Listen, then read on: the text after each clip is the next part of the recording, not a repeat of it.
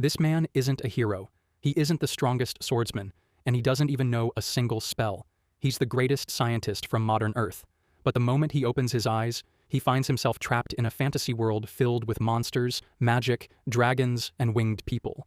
Instead of panicking, he shocks everyone by defeating a deadly monster with a weapon from Earth, unlocks a legendary magic attribute that appears only once every 100 years, and starts recreating modern technology in a world that has never seen science before. Soon, powerful nobles, elite mages, and even entire kingdoms begin taking an interest in him, because the knowledge inside his head might be more dangerous than the strongest magic ever created. So how does an ordinary scientist become the most terrifying genius in another world? Well, let's find out. The protagonist was in his laboratory, researching a way to convert human emotions into AI, but the project was failing because he lacked genuine human interactions. Despite being a child genius who had already reached the highest ranks of human civilization, his isolated life and constant assassination attempts had left him emotionally detached, making his research nearly impossible.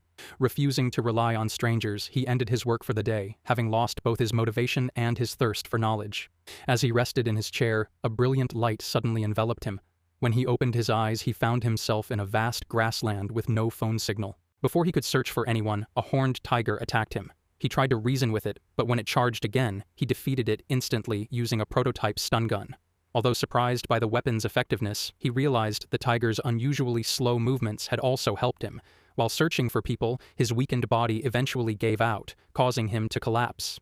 A winged girl named Ruminasu Arclight found him, and after kicking him for looking at her from below, decided to carry him home instead. When Tenchi woke up, he found himself in her house, where she was preparing tea. Curious about her wings, he asked about them, and Ruminasu proudly explained that her black wings belonged to the most beautiful lineage of the winged race.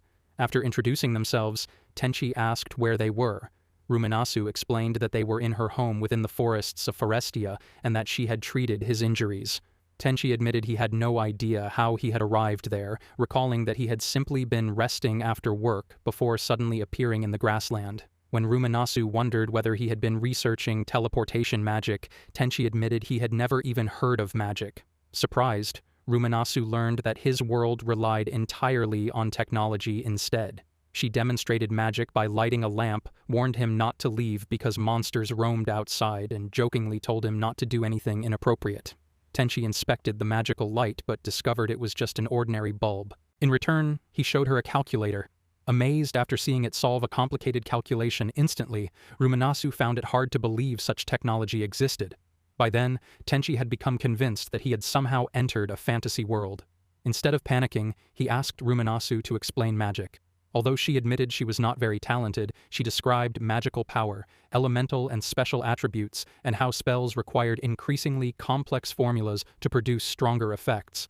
She even demonstrated the light spell and explained that some advanced spells could take half a day to cast. The discussion eventually shifted to physical enhancement magic. Ruminasu explained that before using magic, a person's magical power had to be stimulated, though the process was extremely painful.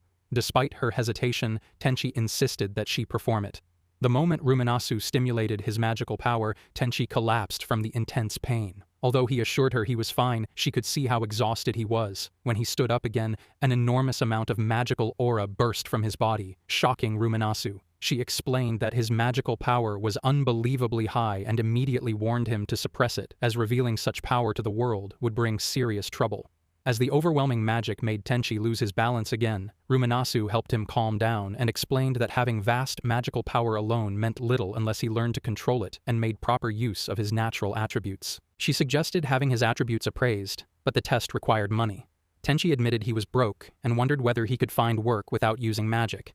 After learning that he had practical skills, Ruminasu asked if he could repair her house. Tenchi agreed, provided she could supply the necessary tools and materials. In return, Ruminasu offered him a place to stay for an entire month and promised that she would provide his meals free of charge. Tenchi was delighted by Ruminasu's offer. She asked him to leave his tools and materials by the door and get some rest. As he lay down, he decided he would need to find a job within a month and get himself back into good physical shape. The next morning, Tenchi woke up early and went to wash his face, but he was surprised to find no faucet in the house. Assuming there was a well outside, he stepped out and was stunned. The house stood atop a towering mountain with a steep 50-meter drop on every side. There was no easy way down, making him wonder if the place itself was trapping him and how he would convince Ruminasu if he ever wanted to leave. Returning inside, Tenchi noticed how badly the house had deteriorated. Without wasting time, he cleaned the living room, dusted the furniture, organized the bookshelves, and repaired whatever he could. While arranging the books, he picked up an unfamiliar one and was shocked to realize he could read its language perfectly. By evening, Ruminasu returned home exhausted. She was amazed to see the spotless house and asked if Tenchi had done everything himself. When he confirmed it, she happily praised his work. Tenchi then asked if he could repair the old tables and chairs outside as well. Ruminasu gladly agreed, and he fixed them all. Delighted with the results, Ruminasu rewarded him with a bowl of stew, explaining that she usually cooked it only at the end of the month because of how expensive it was, but his hard work deserved a celebration. Tenchi thanked her but first asked for some water. Ruminasu suddenly realized he had gone the entire day without drinking any. She quickly apologized and used her magic to summon pure water. Tenchi quenched his thirst before enjoying Ruminasu's stew. The rich flavor of the vegetables and tender meat reminded him of the food from his own world, making him feel at ease. As they ate, Ruminasu asked if he was a carpenter. Tenchi shook his head and explained that he was actually a researcher, working on everything from improving crops to designing earthquake-resistant buildings. He then praised her cooking, saying he had thoroughly enjoyed the meal. Noticing how exhausted she had been earlier, Tenchi asked what had happened. Ruminasu explained that she had spent days hunting a horned tiger, only to find it dead in the meadow without a single visible wound, leaving her frustrated and confused. Tenchi asked if it was the large green-haired horned tiger. When she confirmed it, he admitted that he had killed it using a special tool. Curious, Ruminasu asked how that was possible without any injuries. Tenchi explained that the tiger's belly had been slightly burned and showed her his taser, saying one shot was enough to kill, but it could only be used once, leaving him defenseless afterward. Since he couldn't rely on it forever, Tenchi asked Ruminasu to teach him body-strengthening magic. She agreed and demonstrated how to channel magic into specific parts of the body before effortlessly smashing a wooden board. Following her instructions, Tenchi successfully broke one himself. Ruminasu explained that spreading magic throughout the entire body greatly increased strength, but also consumed a lot of magical power. She then invited Tenchi to accompany her to the magic lab the next day, and even offered him some money as thanks for repairing the furniture. When Tenchi asked if she could carry him there since he couldn't use magic, Ruminasu apologized for choosing such an inaccessible place to live. Curious, Tenchi asked if she lived there alone. Ruminasu explained that she was a mercenary, and although the house belonged to her, her teammates often stayed there whenever they were off duty. No one had visited in quite a while. Impressed, Tenchi remarked that she seemed very knowledgeable about warfare and then asked whether people in this world fought using guns. Ruminasu explained that guns were rarely used because enhancing the body with magic while using bows was far more effective. Still, she owned a firearm and brought out a 3-year-old model from the storage room. After examining it, Tenchi realized it was only a flintlock gun. With the right blacksmiths, he could recreate modern handguns and earn a fortune. But he quickly dismissed the idea, knowing such weapons would disrupt the world's military balance and make dangerous enemies. Seeing him lost in thought, Ruminasu asked if something was wrong. Tenchi brushed it off, reminding himself that they had no money anyway, so there was no point worrying about it yet. Ruminasu then asked why the weapon that killed the horned tiger could only be fired once. Tenchi explained that it ran on electricity, the same energy found in lightning, and without stored electricity, it was useless. Impressed, Ruminasu remarked that such a weapon would surely sell well. Tenchi replied that skilled mercenaries could achieve the same results through magic alone. Ruminasu then joked that if Tenchi failed to find a job, she would simply recruit him into the mercenary corps and train him herself. Surprised, Tenchi asked if she was one of its executives. She confirmed it and confidently claimed she could make him capable within a month, as long as he didn't run away. Tenchi laughed, saying he was already 24 and not a child. Ruminasu revealed she was 26, making her older than him. When Tenchi pointed that out, she playfully smacked him on the head as punishment. Rubbing the sore spot, he quickly changed his tune and called her a beautiful older sister full of wisdom and life experience. Pleased by the compliment, Ruminasu finally let him off the hook. That night, Ruminasu filled the bathtub with aquacol, allowing Tenchi to bathe. Since he also needed to wash his clothes, he asked if they could be dried with magic. Ruminasu warned that her magic was too rough and might damage the fabric, so Tenchi washed them by hand instead. The experience reminded him how dependent he had become on modern conveniences. Later, Ruminasu became curious about his lab coat. Tenchi explained that it was made from a newly developed material capable of resisting fire for several minutes. To test his claim, Ruminasu cast Gehenna Flame on it. When the flames disappeared, she was shocked to find the coat completely unharmed. She wondered if an entire suit made from the material could protect someone from extreme heat, but Tenchi explained that it wasn't that simple and that the coat had very limited practical use. The next morning, Ruminasu hurriedly packed breakfast to eat on the way and prepared water for Tenchi before they left for the Magic Test Guild's Forestia West branch. When they arrived, a receptionist named Sierras Theodosia Horn welcomed them. After Ruminasu introduced Tenchi as her new housemate, Sierras escorted them to the testing room. She asked Tenchi to release his magical power so she could determine his attribute by its color. To her surprise, his magic was pure white. Normally, magic had one of 6 elemental colors, and even combining all 6 never produced white. Suspecting her equipment had malfunctioned, Sierras recalibrated it by testing herself first, and then Ruminasu. Ruminasu's magic appeared as dark green, confirming the test was working properly. Realizing something unusual about Tenchi's result, Sierras asked them to wait while she retrieved an old record. She returned with a large book and asked Ruminasu if she had ever heard of the Citadel King. When Ruminasu said no, Sierras explained that the Citadel King's magic was always represented by one color, pure white. Based on the records, she concluded that Tenchi possessed the legendary Grace attribute, an ability said to appear only once every 100 years. Confused, Tenchi wondered why it had never been discovered during his childhood. Sierras explained that the Citadel King's greatest power was creation magic, capable of building fortresses in a single day, supplying entire armies, and even creating ancient magical items. Hearing this, Tenchi realized the knowledge he had brought from his original world might finally prove useful. She then handed him the book on creation magic, explaining that it contained only 3 techniques and invited him to study it whenever he wished. As Tenchi read through it, he learned that the simplest spell could create small objects, while the strongest could construct an enormous castle. Although Sierras assumed it would take time to learn, Tenchi immediately recited the incantation and successfully cast the simplest creation spell. Shocked, both Sierras and Ruminasu watched in disbelief. Tenchi simply remarked that it was only the easiest technique and realized that if creation magic was really this practical, many of his ideas could become reality. He also discovered one major limitation. It could create only non-living objects, never plants or animals. With the attribute confirmed, Sierras said the next step was to measure Tenchi's total magical power. Sierras explained that Tenchi's mana was so enormous that a larger measuring device was needed. Before testing him, she measured Ruminasu, whose mana totaled about 3 million. Sierras praised her growth but criticized her fighting style, much to Ruminasu's annoyance. When Sierras finally measured Tenchi, she was left speechless. She checked the result twice before revealing that he possessed an astonishing 700 million units of magical power. To test creation magic, Sierras asked Tenchi to recreate his lab coat. He did so instantly. After measuring it, she found that creating the coat consumed around 25 million mana, while the coat itself only contained about 775,000 units. Ruminasu was stunned, remarking that combining creation magic with Tenchi's absurd mana made him a true monster. Tenchi wondered if that amount of mana was considered high. Sierras explained that even elite mages usually had less than 1 million total mana. Curious, Tenchi created several more items and had Sierras measure him again. To everyone's surprise, his remaining mana had barely dropped, making the cost of creation magic seem almost insignificant for him. Next, Tenchi created fresh mangoes, along with plates and forks. Both Ruminasu and Sierras were amazed by how incredibly sweet and flavorful they were. Sierras happily devoured most of them, leaving Ruminasu complaining that, as Tenchi's landlord, she should have been served first. Tenchi pointed out she still had mangoes on her own plate, but that didn't stop the two from bickering. As they ate, Ruminasu suddenly grew serious, joking that Tenchi had better work hard because she might not survive her next mercenary mission. Sierras admitted the missions had become dangerous enough to wipe out ordinary mercenary groups. Though worried, Tenchi encouraged Ruminasu to stay alive. Smiling, she declared that after tasting food this good, she had every intention of returning safely.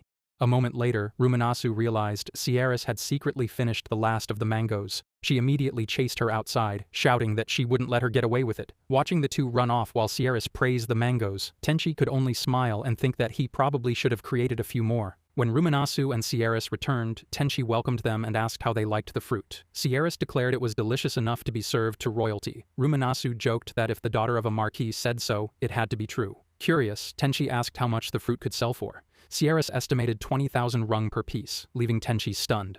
Ruminasu added that the batch they had was worth around 80,000 rung. Worried, Tenchi wondered if selling such cheap, high-quality fruit would hurt local farmers. Since he could also create cherries, persimmons, and other fruits, he wasn't sure what to do. Sierras suggested selling them through her family's estate.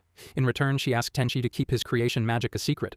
When he asked why, she explained that news of such a rare ability could easily reach the royal family, bringing unwanted attention.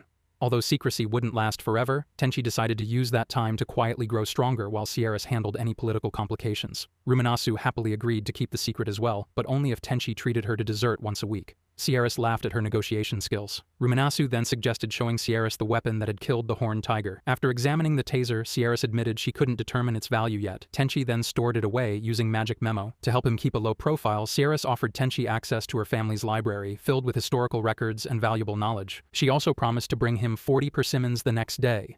After Tenchi and Ruminasu left to buy fruit, Sierras remained behind, deep in thought. A moment later, she suddenly opened a window and leaped outside. Meanwhile, Sierras summoned Sharon, who had been hiding nearby, and ordered her to secretly follow the man traveling with Ruminasu before reporting back. With Tenchi possessing both creation magic and a mysterious weapon, Sierras decided they needed to uncover his true identity. As Ruminasu flew Tenchi back toward the city, she suggested they grab something to eat after returning. Suddenly, a giant eagle attacked. Telling Tenchi to get used to dangers like this, she left him floating in the air and charged the beast. With a single swift strike, she cut it down and returned as if it were nothing. Amazed, Tenchi commented on how often she encountered such monsters. Ruminasu explained that they normally lived outside the country and had likely wandered in searching for food.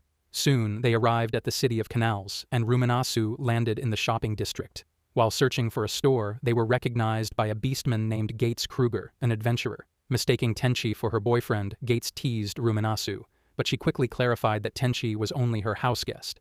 Gates then directed them to their newly relocated shop in the plaza. As they walked, Tenchi noticed the streets were filled with armed people. Gates explained that a newly discovered colony of medicinal herbs had attracted countless third-rate adventurers hoping to make money. Just then, 3 adventurers began harassing a young woman. Unable to ignore it, Tenchi told them to take a good look at themselves before trying to flirt with her.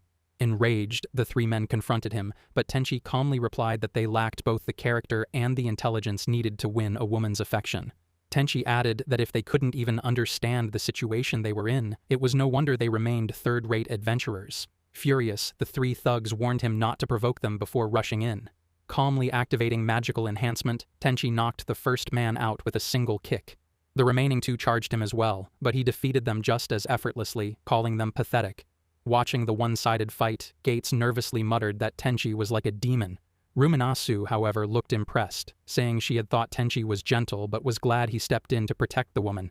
Tenchi shook his head, admitting he hadn't done it to play the hero. He simply wanted to test the power of his magical enhancement. Hearing that, Gates decided Tenchi was the last person he ever wanted as an enemy. With the commotion over, Tenchi suggested moving on. Ruminasu then proposed visiting Mr. Missiel and invited Gates to join them.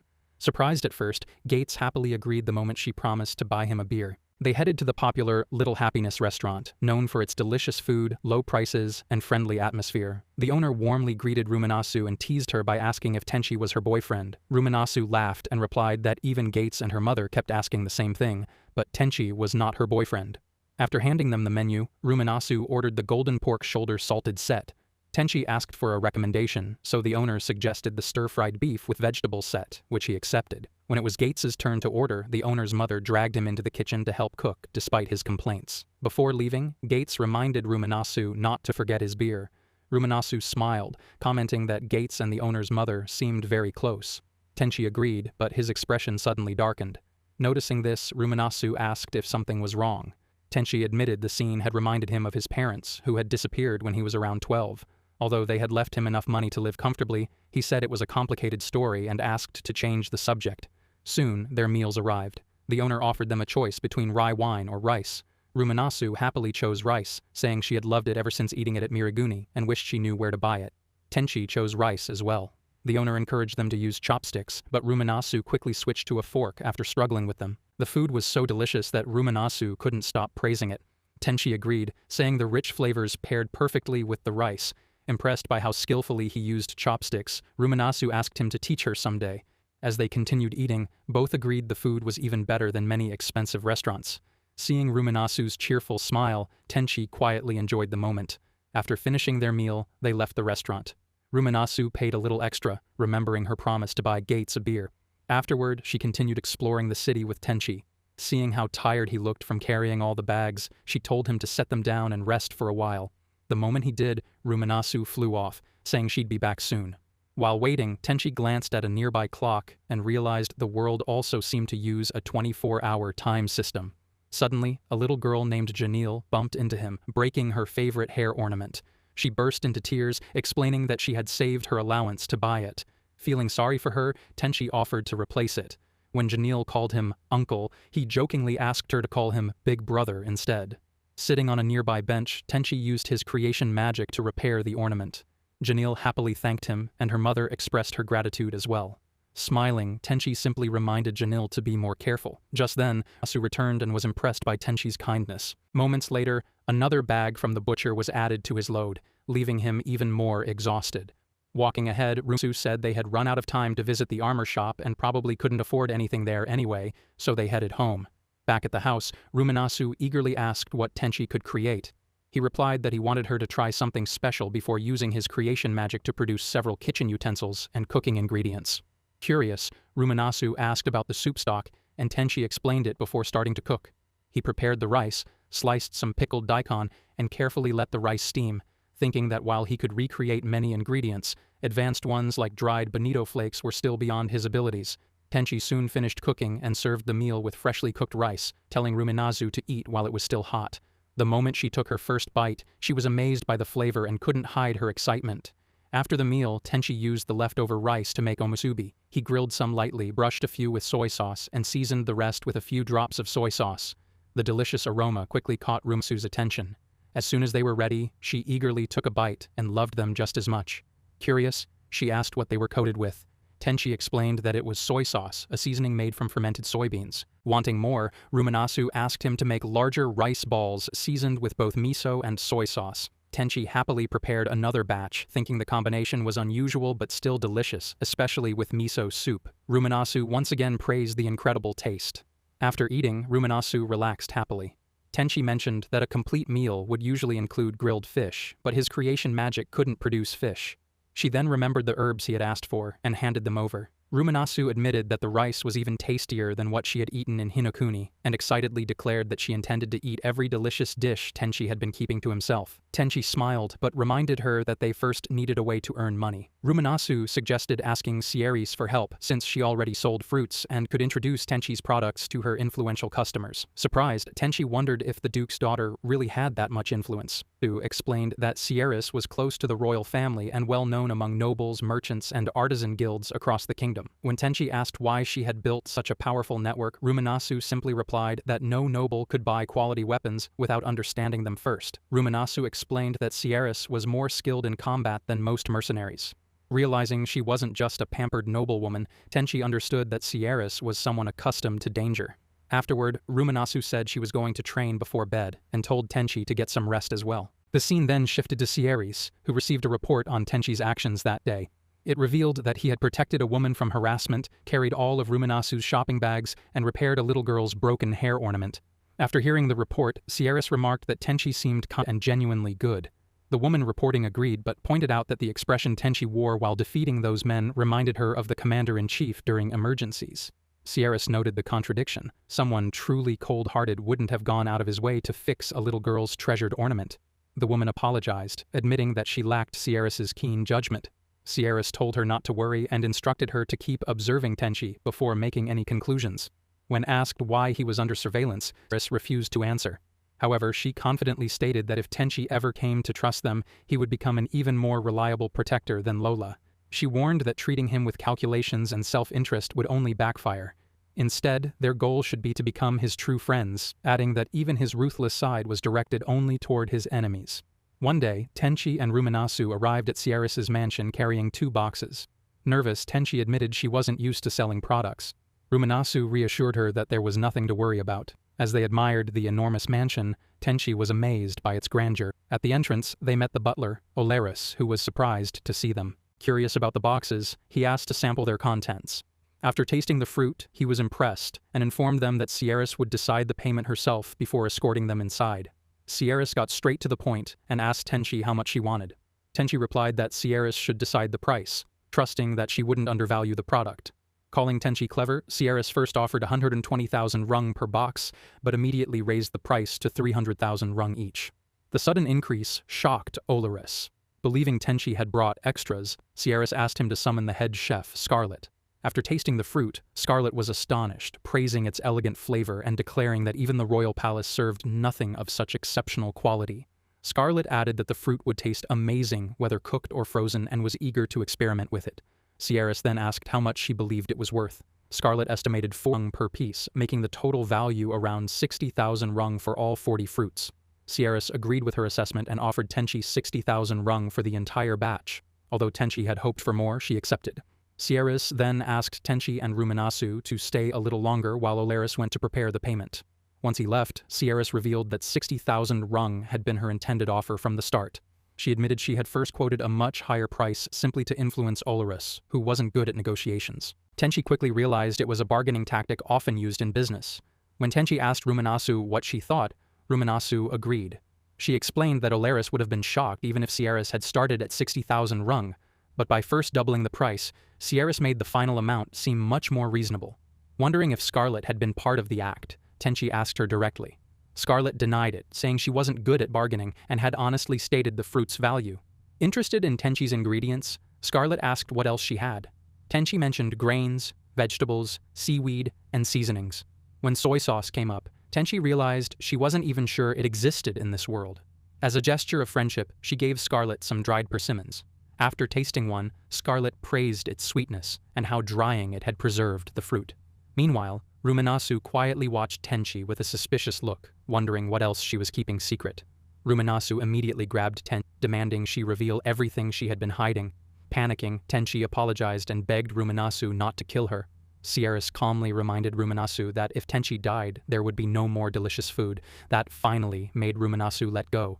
Tenchi then brought out ohagi and several other sweets. After tasting one, Sierras was amazed by its gentle sweetness and soft texture. Ruminasu became upset when Sierras quickly finished them all, but Sierras simply replied that whoever ate them first had every right to them. Tenchi explained that the dried persimmons had originally been too astringent to eat raw, but drying them removed the unpleasant taste. Scarlet was fascinated, calling it one of Hinokuni's mysteries. Next, Tenchi presented a baked sweet potato. Ruminasu refused to try it, insisting she wouldn't eat one without butter. Sierras offered her some chocolate in exchange and then took the first bite herself. She was immediately impressed, describing it as sweet as premium fruit with a smooth, moist texture. Realizing what she had missed, Ruminasu desperately wanted a bite. Sierras teasingly held the sweet potato in front of her but wouldn't let her eat it, leaving Ruminasu full of regret. Laughing, Sierras said she had only enjoyed such a wonderful taste because she trusted Tenchi. She then recalled that her large family had often relied on sweet potatoes for meals, and as a child, she had dreamed of eating bread every day. Hearing that, Tenchi quietly asked whether living without being able to trust others wasn't a sad way to live. Shortened and fast-paced. Just then, Scarlet muttered that they were all devils before excusing herself and leaving. After she was gone, Sierras told Tenchi that if she ever needed help, she would gladly provide it. Confused, Tenchi asked what she meant. Sierras explained that for Tenchi to continue living with Ruminasu on the secluded island, there needed to be a believable explanation. Both Tenchi and Ruminasu admitted they had no idea what she was talking about. Sierras then revealed that although she believed their story, she was certain they were hiding something important. However, she assured Tenchi that everyone had secrets and that she had no intention of forcing her to reveal them. She suggested leaving the matter alone for now. Grateful, Tenchi thanked her and promised to explain everything someday after gathering enough information. Sierras smiled and said she would gladly help. She casually admitted that gathering information was simply one of her hobbies. Tenchi then asked if there was a library nearby. Sierras explained that Schutzberg had no public library because the country had long neglected the value of knowledge, causing many talented researchers to leave for other nations. As a result, she had built an extensive library inside her own mansion. Leading Tenchi and Ruminasu there, Sierras showed them the massive collection. Amazed by its size, Tenchi immediately asked for books on magic, medicine, pharmacology, animals, plants, monsters, history, and military affairs. Sierras also mentioned that books on creation magic were kept in a hidden room, but Tenchi decided to study the other subjects first. As Tenchi immersed herself in the books, Sierras quietly observed her with interest. Afterward, as Tenchi walked with Sierras, Sierras mentioned that if she ever built another library, it would be twice as large with a basement. She explained that it would hold books only from the 3 neighboring nations, since Schutzberg was surrounded by 4 powerful kingdoms constantly at odds. She briefly recounted their history. Garnabrest's first king had been assassinated by someone from Lukagaya. Granbel's had risen after destroying half of Elgard. and Schutzberg had suffered countless invasions due to its strategic location. For the past 100 years, the four nations had remained locked in a tense stalemate. Tenchi remarked that gathering books from all four countries must have been difficult. Smiling, Sierras replied that books carried a nation's knowledge, so she had obtained them by every possible means, legal or illegal, until the library was complete. Tenchi then began reading. She learned that humans in this world were biologically similar to those on Earth, but their medical knowledge was far less advanced, meaning she would often have to rely on her own expertise. Another book explained that medicine and even medical tools could be created with magic if the right materials were available, though she still needed to identify suitable herbs and flowers. Moving on to magical studies, Tenchi discovered that magic formulas resembled complex puzzles. They consumed much more mana than normal spells, though still less than creation magic.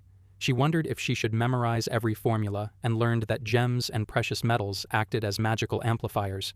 Rubies enhanced fire, blue gems strengthened water, and green gems boosted wind magic. Sometime later, Ruminasu arrived looking bored. Tenchi apologized, saying she only had the history, military, and encyclopedia sections left to finish. Impressed by her dedication, Sierras praised her enthusiasm. Ruminasu decided to take a nap and asked Tenchi to wake her when she was done. Tenchi continued reading until she eventually fell asleep. After a while, Ruminasu woke up and was astonished by how quickly Tenchi had managed to read everything. Tenchi explained that she used a speed reading technique, skipping unnecessary details while focusing on key information. Curious, Sierras decided to test her. She asked about herbs for treating the common cold, the habitat of the Zarusto, and the requirements for a dragon master to form a contract with a dragon. Tenchi answered every question flawlessly. Amazed, Sierras called Tenchi a monster. Confused, Tenchi asked what was wrong. Sierras admitted she couldn't believe someone could memorize so much in such a short time. Tenchi simply credited her speed-reading method. She even pointed out that one encyclopedia had mistakenly swapped the illustrations of two species. After checking, Sierras confirmed the error and declared she would file a complaint with the publisher. They then moved on to history and military books. Sierras introduced the history compilation of Oswald, the most complete historical record of the neighboring nations, and piled several volumes in front of Tenchi. Though surprised by the stack, Tenchi immediately started reading. As she studied, she noticed some passages were unnecessarily complicated due to poor organization and explained them clearly to Sierras. Impressed, Sierras admitted that Tenchi had already surpassed her knowledge in several subjects, so it made more sense for her to learn from Tenchi instead. Realizing Sierras had cleverly turned the tables on her, Tenchi smiled. Before answering Sierras's next question, Tenchi proposed a deal. She asked Sierras to help eliminate any future troubles that might come her way. Sierras agreed to hear her out and asked what she would gain in return. The two then spent quite some time negotiating the terms. After a long discussion, Ruminasu finally woke up, stretched, and noticed Tenchi was still talking with Sierras. Sierras said the conversation had been worthwhile and asked Tenchi to bring more honey sweet potatoes the next day. She also wanted to taste the garlic before deciding its price. Tenchi happily agreed. Tenchi apologized for making Ruminasu wait, but Sierras brushed it off, joking that hearing about the sweet potatoes had made her crave them again. After saying their goodbyes, Tenchi and Ruminasu left the mansion. They arrived in the town of Kanar, where Ruminasu bought Tenchi some everyday clothes. Tenchi then suggested visiting a weapon shop, but since it was closed, they bought some fish instead and headed home. Along the way, a few townspeople smiled and even mistook them for newlyweds. Suddenly, a girl rushed over, hugged Ruminasu and called her Oni-san. She pouted that it was unfair and demanded to know who the man beside her was. Ruminasu introduced her as Cyril. She calmly told Cyril not to worry, saying everyone simply had different preferences. Ruminasu immediately shouted that Tenchi had completely misunderstood the situation. Cyril glared at Tenchi, who nervously asked her to stop staring at him like that. He insisted he was just an ordinary person without any proper combat training and wondered if she enjoyed intimidating the weak. Cyril then asked about Tenchi's relationship with Ruminasu. She explained that he was simply staying at her house as a lodger out of her kindness. Cyril introduced herself as the deputy commander of the 1st Unit of the Mercenary Corps and Ruminasu's subordinate. She explained that she had recovered and was on her way to visit Ruminasu, only to find the two of them walking together so closely. Ruminasu struggled to explain, but Tenchi dismissed it as Cyril's imagination. Cyril refused to believe him, arguing that his quick denial only made things more suspicious. She insisted close friends could act that way too, while Ruminasu repeatedly shouted for both of them to stop. Ignoring her, Cyril accused Tenchi of pretending not to care, just to attract Ruminasu's attention, and declared that she would never allow it. Ruminasu told Tenchi to ignore Cyril and suggested they go buy some fish. Cyril stopped them, saying she had already brought fish and meat as gifts so they could head straight home. Ruminasu then carried Tenchi with flight magic, staying unusually close to him. Cyril immediately protested, insisting that it wasn't normal.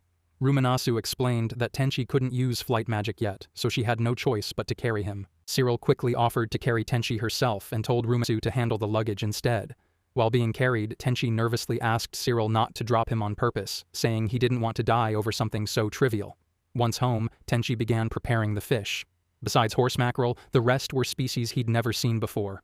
Ruminasu eagerly asked about dinner, and Tenchi explained that he would make grilled salted fish, a slightly different miso soup than yesterday, several vegetable dishes, and, if needed, grilled rice balls. Curious, Cyril asked whether miso soup and rice balls were common dishes in Hinoki and wondered where they had gotten the ingredients. Ruminasu credited everything to Tenchi's abilities, even revealing that he had obtained the fruit himself. Surprised, Cyril admitted she had never seen such fruit before and asked to try some. Ruminasu immediately refused, explaining there were only a few left. Since Tenchi planned to keep his abilities secret and likely stop using creation magic in this world, they wouldn't be able to get more. Disappointed, Cyril confessed that only made her want to taste them even more. Ruminasu coldly warned that she'd cut Cyril into pieces if she touched them. Tenchi diffused the situation by saying he still had some persimmons in his room and offered one to Cyril. He also remembered the lunch ingredients Ruminasu had forgotten upstairs and headed off, thinking he should prepare as much as possible while he still could. After a while, Tenchi came downstairs and found Cyril happily eating the fruit.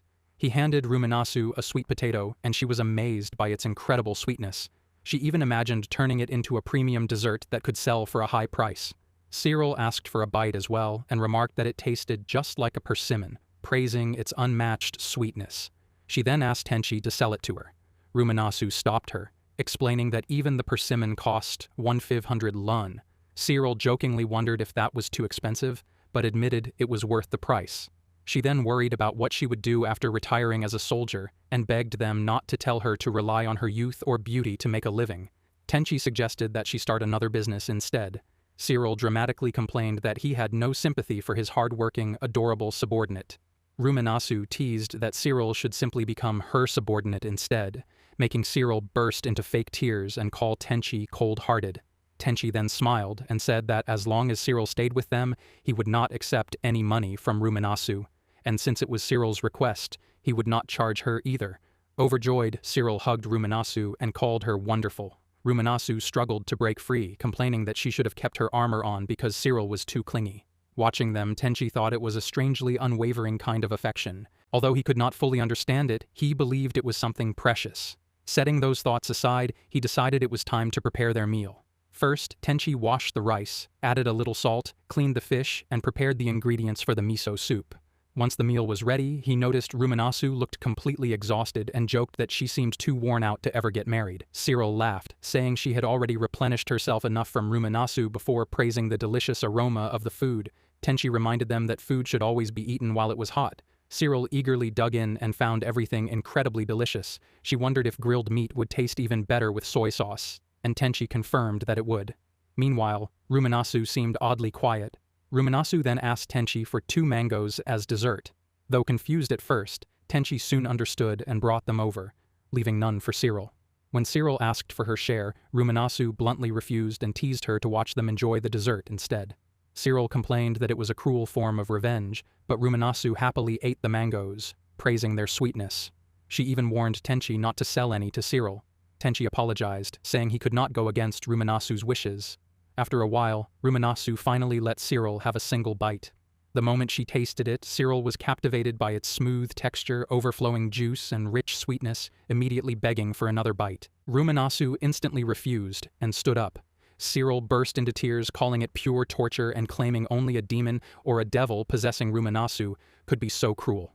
Ignoring the complaints, Ruminasu simply remarked that Cyril would have suffered less if she had never tasted the mango at all. Tenchi felt it was almost like harassment and figured Cyril must have been genuinely annoyed. Cyril sat nearby crying, wondering why God had given her such a trial. Ruminasu remarked that, considering Cyril had run away from home, this outcome had been inevitable. Curious, Tenchi asked if she had really run away. Through tears, Cyril explained that she had already been disowned, so it was not exactly running away. After nearly dying through various hardships, Ruminasu had taken her in and later placed her in the mercenary group. Ruminasu coldly commented that things would have been easier if she had abandoned Cyril back then. Tenchi replied that Ruminasu was the type to secretly check on an abandoned cat every day. He then joked that he actually preferred watching Cyril go on a rampage while Ruminasu helplessly resisted. Without warning, Ruminasu punched Tenchi so hard that he collapsed. Cyril panicked, but Ruminasu casually said it was fine since Tenchi had far more magical power than an ordinary person. She added that someone disliked by the world was often destined for greatness, so he would not die that easily. After struggling back to his feet, Tenchi complained that Ruminasu should stop saying whatever she pleased. Cyril then asked if Tenchi's magical power was really that high. When Ruminasu revealed the amount, Cyril was stunned to learn it was 4 times greater than her own. She remarked that Tenchi could wipe out an entire mercenary group just by firing magical cannons. Curious, Tenchi asked about the magic cannon, and Ruminasu demonstrated the magic fire spell. She explained that it fired condensed magical energy but warned him never to use it on her. Although it consumed around 700,000 units of magical power, it only matched the strength of an upper-class magic spell, making it rather inefficient. Tenchi grew curious and wondered if that meant he could fire up to 11 upper-class magic attacks in a row. Ruminasu replied that such a feat was simply a cruel display of talent and complained that the world was unfair. She then suggested to Cyril that they keep Tenchi in the rear guard during their next battlefield mission. Cyril eagerly agreed, saying their chances of survival would increase dramatically. Still unable to move properly, Tenchi asked how they planned to carry him. Ruminasu only smiled and replied that it was a maiden's secret. Tenchi joked that it was rare to find someone as ugly as her, instantly earning another blow to the head from Ruminasu.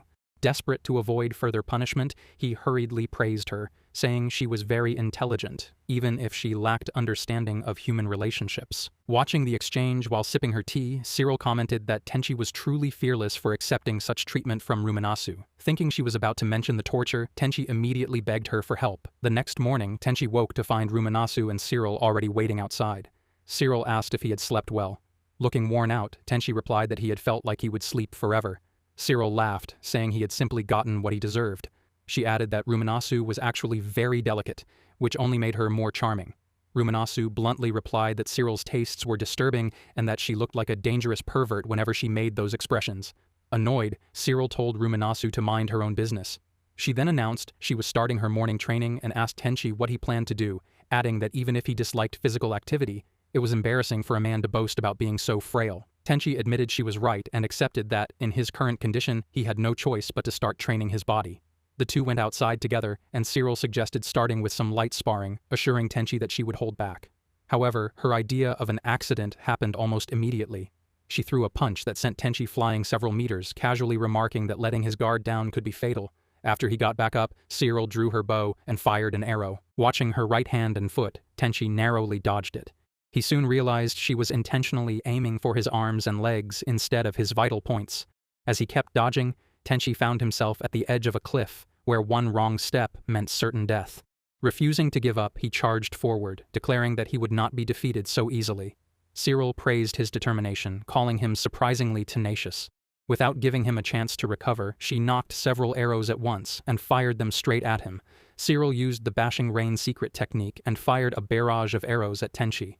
The moment he saw the attack, he charged straight toward her, leaving Cyril stunned at how effortlessly he dodged every arrow. Reaching her, Tenchi picked Cyril up and used her as a shield against the remaining arrows. Furious, Cyril grabbed Tenchi's hair and started pulling it. Tenchi complained that no one should use such a dangerous technique against an amateur like him, adding that the duel had turned into him being her punching bag. Ruminasu stepped in and separated the two. After Cyril moved aside, Ruminasu remarked that Tenchi could have easily repelled the arrows by strengthening his body. Tenchi sighed, saying she should have told him that earlier. Cyril realized she needed to control the power of her attacks better. Ruminasu also praised Tenchi's quick judgment in dodging the bashing rain technique. Tenchi then stood up and reminded them that Ruminasu wanted to deliver something to Cherise's mansion. Cyril insisted on coming along, saying she did not want to leave Tenchi and Ruminasu alone. She also wanted to stop by the weapon shop to restock her arrows. Ruminasu suggested leaving after breakfast. She said she wanted grilled fish with some rice. Tenchi replied that he only had leftover cold rice from the previous day, but it was still delicious. Cyril excitedly offered to grill Tenchi's fish as well, making Ruminasu think the two were getting along much better than she had expected. The scene then shifted to Sierras, who noticed Cyril staying with Tenchi and remarked that she would be living at Ruminasu's house.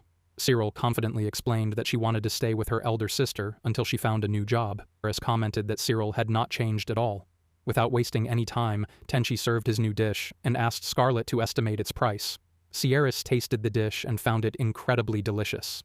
Scarlet remarked that the Anpo persimmon from the previous day had already been amazing, but this new fruit was on an entirely different level. She described it as a luxury delicacy fit for festive occasions and estimated each piece to be worth around 25,000. After a brief discussion, Sierras offered Tenchi 1,000 for the persimmons, 1,000 for the sweet potatoes, and around 30,000 for the soy sauce, asking if he was satisfied with those prices. Tenchi looked at Ruminasu and Cyril, wondering if something was wrong, but both assured him everything was fine. Sierras then reminded him about the shipments they were expecting.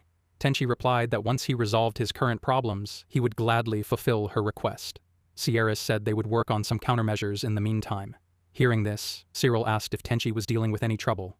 After Anna finished her work, the scene shifted to the weapon shop. Ruminasu asked the owner if any high-quality weapons had arrived recently.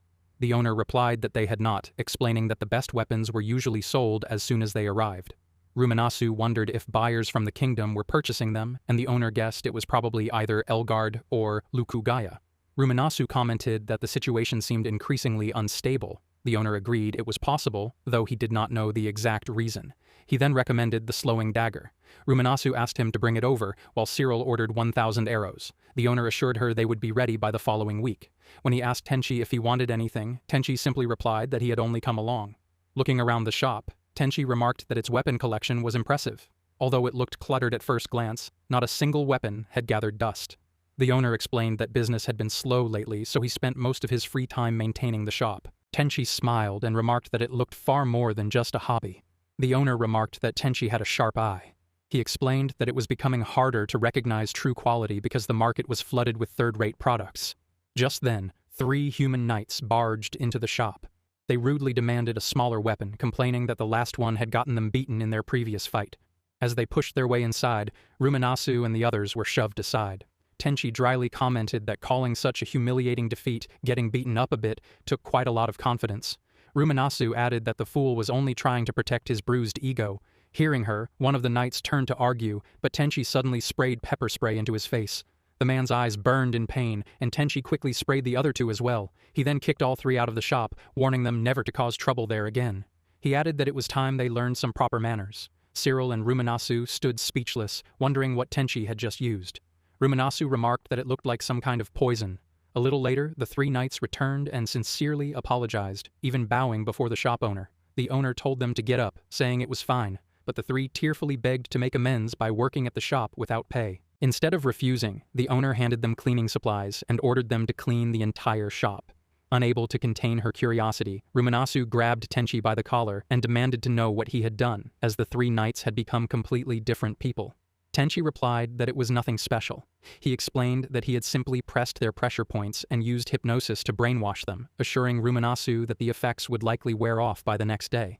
Ruminasu found it terrifying and asked if he had brainwashed her too. Freeing himself from her grip, Tenchi called the accusation rude. He explained that the technique only left the victims with memories of the time they were brainwashed. To prove it, he whispered something into one of the men's ears. The man instantly collapsed, while the other 2 casually dragged him aside. A moment later, Tenchi himself collapsed from exhaustion. Ruminasu commented that she would keep everything a secret. She then bought several high-quality weapons, spending around 6,000 run. Meanwhile, Cyril helped support Tenchi and reflected that, aside from his strength, he was practically a monster. Even during their morning training, he had thrown her around effortlessly. Despite being such a cunning schemer, he could also be surprisingly careless. As they prepared to head home, Cyril suggested leaving, but Ruminasu suddenly stopped. Just then, Gates entered the shop and greeted everyone. Ruminasu was surprised and asked if he had come to buy something. Gates explained that he needed a new shield after a flame lizard had melted his old one. He then noticed the 3 men cleaning the shop and wondered if they had discovered any clues about the people who had been targeting them. Ruminasu asked if he thought the shop was being watched as well. Gates replied that judging by the behavior of those 3 men, they seemed to belong to the regular army of some kingdom. Cyril grew worried and asked what they should do next. After a brief discussion, they decided to leave. They believed their recent large purchases had simply attracted attention. Even if someone was targeting them, they would likely wait to attack in a deserted place rather than inside the town. As Ruminasu, Tenchi, and Cyril left safely, the scene shifted. Tenchi remarked that he could not sense any suspicious presence nearby. The scene then shifted to Sierras, who was busy working.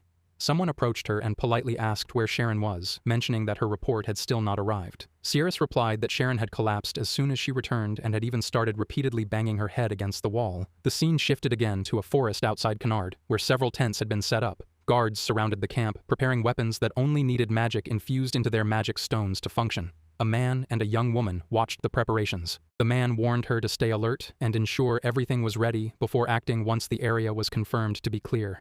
Calling him captain, the woman asked if they should first settle their score with the black-winged witch, since they still had not taken revenge. The captain refused, explaining that after witnessing the witch defeat the giant eagle, he knew how terrifying her strength was. For now, they should avoid confronting her. The woman then leaned in and whispered a proposal into his ear. After hearing it, the captain agreed they would use the plan only when the perfect opportunity arose. He reminded her that the mission came first. Although he wanted revenge on the one who had taken his right eye and left arm, he would not let his personal feelings interfere with their objective. In the library, Sierras held several glowing stones and guessed that the preparations were complete, with everyone arriving soon. After putting the stones away, she greeted Tenchi, Ruminasu, and Cyril. Noticing Sierras's pale expression, Tenchi asked if something was wrong. Sierras replied that she had simply been lost in thought. Ruminasu suggested ending work early, but Sierras insisted she was fine. After finishing their tasks and discussing the payment, they left. The group then visited the Little Happiness restaurant. While sipping her juice, Cyril remarked that Sierras had been unusually absent-minded. Ruminasu explained that Sierras was probably busy dealing with the lords trying to monopolize the weapon trade. She also mentioned that Laura had already gone to Garna Brest. Curious, Tenchi asked who Laura was. Ruminasu explained that Laura was Sierras's bodyguard and most trusted servant, known for her exceptional office work and negotiation skills. Cyril added that Laura was as beautiful as a goddess, while possessing monstrous strength. Hearing that, Tenchi decided she sounded like exactly the kind of person he wanted to avoid. Ruminasu laughed, saying Tenchi probably would not have to deal with her since Laura would return in a few days. Cyril looked surprised and teased Ruminasu for thinking Tenchi's personality was just as twisted as Laura's. She joked that if those two ever met, they would either destroy each other or, even worse, become best partners. Getting carried away, Cyril jokingly wondered if she should get rid of one of them before that could happen. After paying the bill, the three of them left the restaurant. As they walked, Cyril wondered why they had come that way. Tenchi called out to her and asked if she wanted some ice cream, offering to treat her. Cyril looked at him suspiciously and asked if he was trying to distract her with sweets. Even so, she happily accepted.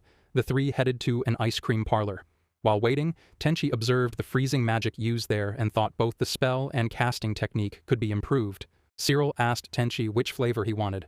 After placing their orders, the ice cream arrived, costing 500 run in total. Ruminasu thanked Tenchi for the treat. As they enjoyed their desserts, Cyril clung to Tenchi and happily remarked that the ice cream was delicious. She added that it somehow tasted even better because Tenchi was paying. Smiling, she offered him a spoonful and praised its refined flavor.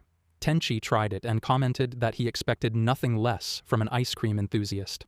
Ruminasu then offered Cyril a taste of her own ice cream. Cyril happily accepted, before teasingly asking if Ruminasu minded using the same spoon. Ruminasu replied that she did not. Laughing, Cyril admitted she was only teasing and playfully fed Ruminasu a spoonful herself. After tasting it, Ruminasu remarked that the rum raisins gave the ice cream a rich flavor, making it seem as though it contained a little alcohol. Tenchi offered them a taste of his own ice cream as well, but Ruminasu quickly pulled it back before anyone else could take a bite, making it clear she had no intention of sharing. She then wondered if Tenchi simply did not like sweets. Tenchi asked if she had ever heard of something called common sense. Ruminasu shot back that common sense was exactly what Tenchi lacked the most. Then, laughing, she said that jokes aside, she would treat him next time. After finishing their ice cream, the three returned home. During dinner, Cyril looked around in surprise and asked if Tenchi had really built and assembled everything himself. She admitted she had assumed Ruminasu had hired craftsmen to renovate the house. Ruminasu smiled and said Cyril was exaggerating. She explained that when she could not decide how to arrange the interior, she left everything to Tenchi, and his craftsmanship had turned out to be far better than that of an ordinary craftsman. Curious, Cyril finally asked how Tenchi and Ruminasu had first met. They briefly explained that Ruminasu had called out to Tenchi in a meadow. When he turned around, she accidentally knocked him over, then invited him to her house. From there, everything naturally fell into place. Cyril instantly got the wrong idea. Ruminasu hurriedly insisted it was all a misunderstanding, but Cyril refused to believe such an explanation. Tenchi simply replied that it was a secret. Annoyed, Cyril complained that she could not believe Ruminasu had chosen that rotten prick over her. Tenchi fired back that Cyril was the last person who should criticize him after using an amateur like him as target practice during training. Cyril huffed and replied that at least she did not go around brainwashing people like Tenchi did. The two immediately started bickering like children, while Ruminasu quietly watched the whole exchange. That night, while Tenchi was asleep, someone quietly entered his room and wrapped a hand around his neck. It was Cyril, who greeted him the moment he woke up. Tenchi slowly opened his eyes and asked if she could at least say something first. Cyril immediately threatened to kill him if he made another joke like that. She explained that she wanted to continue their earlier conversation, and insisted it was between the two of them, with Ruminasu having nothing to do with it. Tenchi casually replied that Ruminasu was still part of the discussion. Ignoring the comment, Cyril said she would take his earlier words at face value. She then asked why he was the way he was, and why he showed no romantic interest in Ruminasu. Tenchi answered honestly that he did care about Ruminasu. They spent almost all their time together, and she was the most enjoyable person he had ever met. Cyril shook her head, saying that was not the answer she wanted. She urged him to stop avoiding the question. After a brief silence, Tenchi admitted the truth. There was nothing dramatic about it. He still could not forget his late wife. She had been incredibly kind to him, and even after 2 years, he had not been able to move on. He quietly admitted that it was probably pathetic. Hearing that, Cyril stepped back and apologized for bringing up such a painful memory. Tenchi gently patted her head before asking why she was dressed like that. Cyril explained that if Tenchi tried anything foolish, her sister would rush over immediately. That was why she had dressed that way, to catch him off guard. Tenchi did not quite understand what she meant. He simply told Cyril not to worry about what he had said and asked her to keep being her usual cheerful self. As Cyril left, she reminded Tenchi not to make the same kind of remarks again the next day. Outside the room, she found Ruminasu waiting. Ruminasu admitted that seeing Cyril so down made it impossible to scold her. Since Ruminasu had placed a soundproof barrier around the room, Cyril asked if she had heard their conversation. Ruminasu replied that she had only guessed what they were talking about. She added that one of Cyril's best qualities was always admitting when she was wrong. Cyril then asked if Ruminasu was not going to apologize for secretly listening. Ruminasu replied that she had only stayed nearby in case Cyril lost her temper. Cyril sighed and suggested they should apologize to Tenchi anyway. Ruminasu knocked on Tenchi's door and asked if he was still awake. Tenchi replied that neither of them needed to apologize. After entering, Ruminasu asked if he had realized she had been eavesdropping. She explained that Cyril's footsteps had disappeared because she had used wind magic to hide their sound. Tenchi replied that he had figured it out. Since Ruminasu came to his room afterward, he assumed she had overheard at least part of the conversation. Ruminasu admitted he was right and asked if he truly was not bothered by what Cyril had said. Instead of answering, Tenchi jokingly asked for something in return for accepting their apology. Annoyed, Ruminasu punched him and asked whether he was just saying that or if he had genuinely enjoyed their company. Tenchi laughed and admitted it was both. He said he always enjoyed spending time with Ruminasu, Cyril, and Sierras. Smiling, Ruminasu told him that if anything was ever bothering him, he could always talk to a beautiful woman like her. She then sincerely apologized for all the trouble they had caused. After they left, Tenchi finally went to sleep. As he drifted off, he reflected that ever since arriving in this world, he had met one remarkable woman after another. Quietly, he wondered if, one day, someone might help him fall in love again. The next morning, Tenchi, along with the other two, went to Canard. Ruminasu thought she had come to town only to escape the awkward atmosphere that had lingered between them since that incident. Cyril, however, showed no interest in that plan. Tenchi suggested buying food from a stall and eating while walking, but Cyril said she was not hungry. Instead, she called Ruminasu over and pointed at a display of cute accessories. Ruminasu picked up a rabbit-shaped necklace, but felt it would not suit her. Tenchi suggested the fire pendant instead, saying he liked its design. After Ruminasu tried it on, Cyril remarked that although she rarely wore accessories, it suited her perfectly. Sue decided she wanted it. She realized Cyril was right. She always borrowed accessories from her subordinates for formal events, so buying one of her own would not hurt. When she asked the price, the shop owner said it cost 90,000 because it contained a ruby. He proudly explained that the craftsman considered it his finest creation. Hearing the price, Ruminasu decided against buying it, but Cyril kept insisting. She then called Tenchi over, saying he should take responsibility since he had recommended it. Tenchi was stunned, while Cyril pointed out that Ruminasu was only hesitating because of him. Remembering how Ruminasu had repaired his black leather wallet, Tenchi decided to buy the pendant as a gift for her. Ruminasu was delighted, but Cyril immediately asked Tenchi to buy the hair clip for her as well. Tenchi could only wonder if Cyril was shamelessly trying to sponge off him. Cyril teasingly asked whether Tenchi was not going to buy anything for her, joking that he must not have any affection for her. In the end, Tenchi bought the hair clip as well and asked for the total. The shop owner replied that although it should have cost 120,000, he would charge them only 100,000. Ruminasu thanked Tenchi once again, and Cyril commented that he was quite a generous gentleman. Afterward, Cyril said they wanted to look at some clothes. Ruminasu apologized to Tenchi and asked him to wait until they returned. Once they left, Tenchi wandered around by himself. He eventually stopped at a flower shop where the owner asked if he was interested in a particular flower. Curious, Tenchi asked about it, and the owner explained that it was called Zero Shrites, a rare flower found only in the Gulux mountain range. Tenchi had read about it in an encyclopedia but had never imagined it would be so beautiful. The owner explained that it had been picked the day before, so it would remain beautiful only until the next morning. Tenchi asked when the next batch would arrive. The owner replied that it would be in 4 days. Tenchi mentioned that his wife's anniversary was in 3 days, prompting the owner to remark that youngsters were truly devoted to their partners. Tenchi admitted that he had not yet gotten over his heartbreak. The owner looked at him for a moment before telling him to come back in 3 days, promising to reserve 1 flower for him. Tenchi gratefully bowed and said he would definitely return. Just then, a man rushed over excitedly.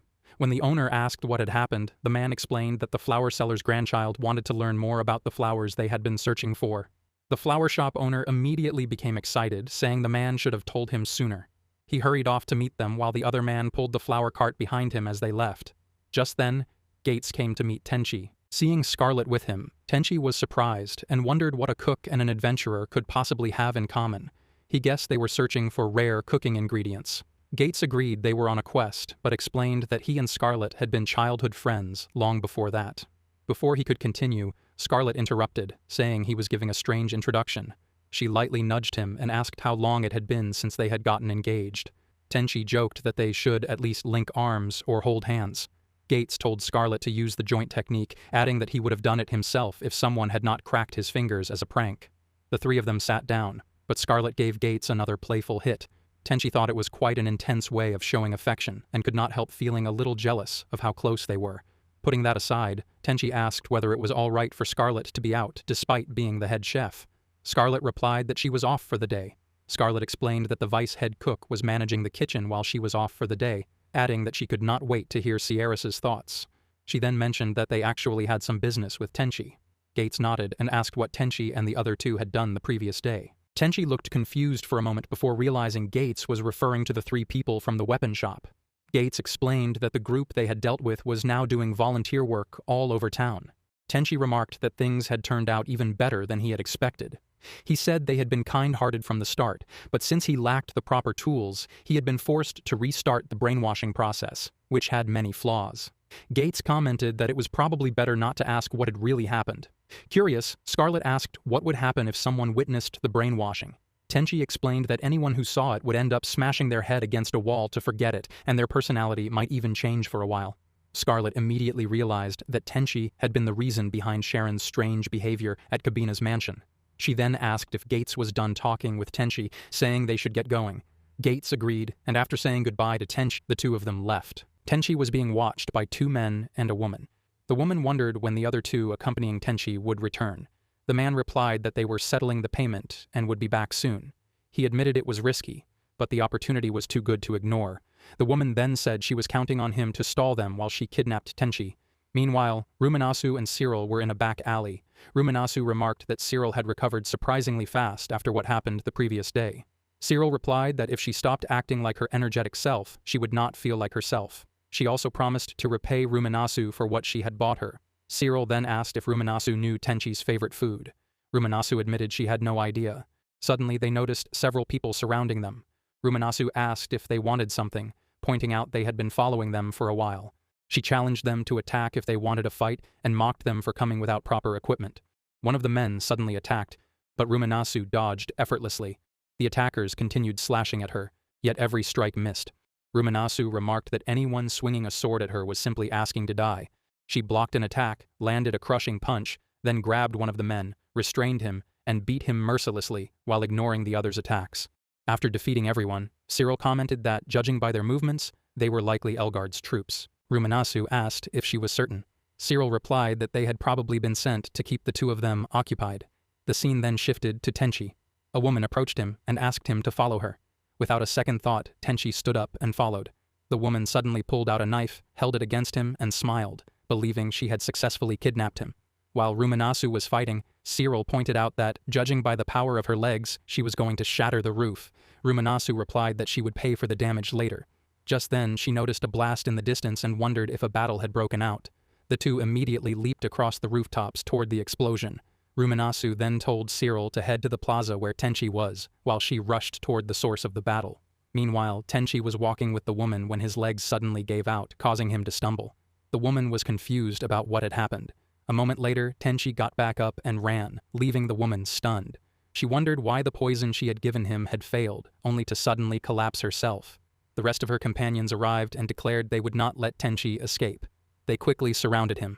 One of the men wondered if Tenchi was the Black Wind Witch's lover and questioned whether he really possessed such a powerful trump card. Tenchi realized they were Ruminasu's enemies. Since that was the case, he decided he would not be captured without a fight. One of the men mocked him, asking if he really thought he could escape. Tenchi admitted he did not. With his physical abilities, there was no way he could outrun them all. The man laughed, assuming Tenchi was merely stalling until the other two returned. At that moment, Tenchi suddenly pulled out his gun and shot the man, killing him instantly. The others froze in shock, unable to process what had happened. Before they could react, Tenchi opened fire on them as well. A short while later, Ruminasu arrived at the scene. As Tenchi stood among the defeated men, another attacker suddenly slashed at him from behind. The strike was completely blocked by Tenchi's lab coat. The attacker was stunned. He had expected the slash to cut through it, but it barely left a mark. He tried to attack again, but Ruminasu appeared behind him and declared that she would not let him. She killed the attacker and rushed to Tenchi, asking if he was all right. Tenchi apologized for making her worry. Ruminasu shook her head and said she should be the one apologizing, believing the attackers had actually been targeting her or Cyril. Tenchi told her not to blame herself, saying he had only caused trouble. Ruminasu then looked at the gun and remarked that Tenchi finally understood. Tenchi was surprised when she explained that ordinary guns were useless against people like them. She then wondered how he had modified the weapon to make it so powerful. She also pointed out that his lab coat had not received a single scratch, making her curious whether equipment like that would one day become widely available. A little later, Cyril arrived and asked if Tenchi was unharmed. She revealed that they had found a threatening letter in the plaza's flower bed, but it seemed their enemy's plan had backfired. Tenchi replied that he would extract information from the captured woman. Lifting her up, he asked whether Ruminasu and Cyril wanted to know anything in particular. The woman had no idea what was happening. Ruminasu wondered if she and Cyril had been the real targets and asked whether the attackers belonged to Elgard. Cyril disagreed, explaining that the operation was far too large to be meant only for them. Ruminasu then concluded that the real targets were probably the government VIPs. Tenchi said they could keep all of the attackers' equipment but asked for half the money from selling it. He then announced that he was about to begin the interrogation and told the other two to watch carefully. Tenchi grabbed the captured woman and began interrogating her. She eventually revealed that they belonged to Elgard's Special Forces unit and had been planning to assassinate Cyril. The attack had originally been scheduled for the day after tomorrow, but it could be launched earlier. Hearing this, Tenchi urged everyone to hurry to the estate. The scene then shifted to a room where Sharon and another woman were present. The other woman had just finished practicing the 13 forms. Wrapped in a blanket, Sharon wondered about the 13 massacre.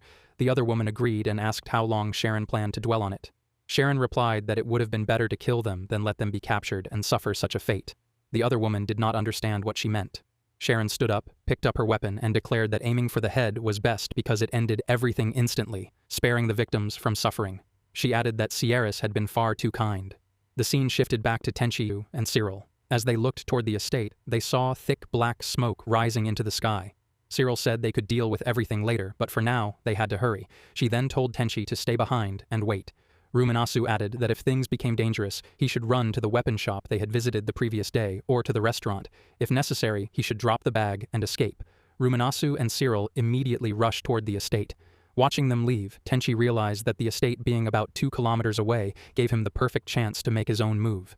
Meanwhile, as Cyril flew beside Ruminasu, she wondered whether it would really have been so bad to bring Tenchi along. Ruminasu replied that she simply did not want to drag Tenchi into such a dangerous situation. Cyril asked whether Tenchi would not be even more upset about being left behind.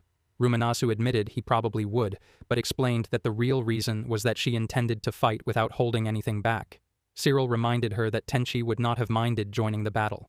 After all, he had already said he was the one who caused the trouble in the first place. She added that Tenchi had nearly been killed because of them, yet he had never complained. Ruminasu fell silent. After a moment, she declared that she would not be satisfied until she personally killed every piece of trash at the estate. As she spoke, an overwhelming bloodlust poured from her body. The scene shifted to the estate, where Sierras and her companions faced a group of heavily armored soldiers. Sierras remarked that she had never expected Elgard to go this far just for her. The enemy leader replied that she underestimated her own importance. He explained that the country had grown complacent after years of peace and would quickly fall if invaded. He continued that the only reason such an invasion had never happened was because of a talented woman working as a liaison under the guise of a powerless young girl with no claim to a title or territory. Sierras looked visibly annoyed. The leader declared that, after considering everything, assassinating Sierras, the nation's greatest asset, had become their primary objective. With Christia absent, their mission was guaranteed to succeed. Sierras calmly replied that she understood. She instantly created several magical orbs around herself and fired them at the enemy. The sudden attack left the enemy leader completely stunned.